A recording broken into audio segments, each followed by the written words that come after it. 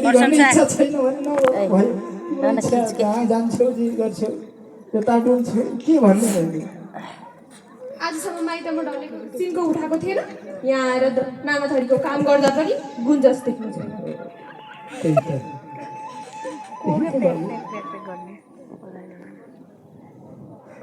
मेरो छोरी बुहारी भनेको छोरी छैन छोरी जस्तै भने तिमी त के हो खै लाउने बेला सहयोग वचन लाउने अनि छोरी जस्तो के वचन लगाए बाबु तिमीलाई यो सरसफाइ गर भन्न नहुने होइन त्यो ठुले भनेको दिनभरि कहाँ हराउँछ तिमीले कमसेकम तिमीले त हेरिदिनु पर्यो त को गर्छ हराउन दिनुहोस् मेरो आमा बाउले खुवाएका छन् प्याएका छन् हराउँछन्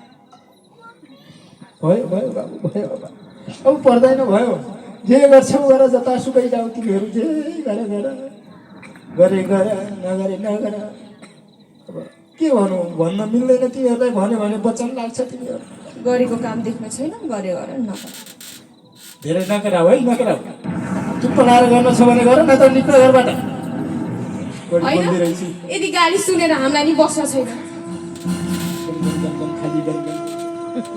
बस्न छैन गए हुन्छ के भन्नु त मैले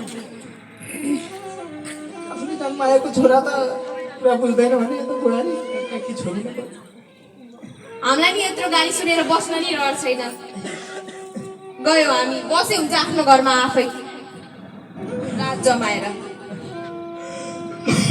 छोरा यस्ता घरमा बस्नु भन्दा त जान्छु म माइक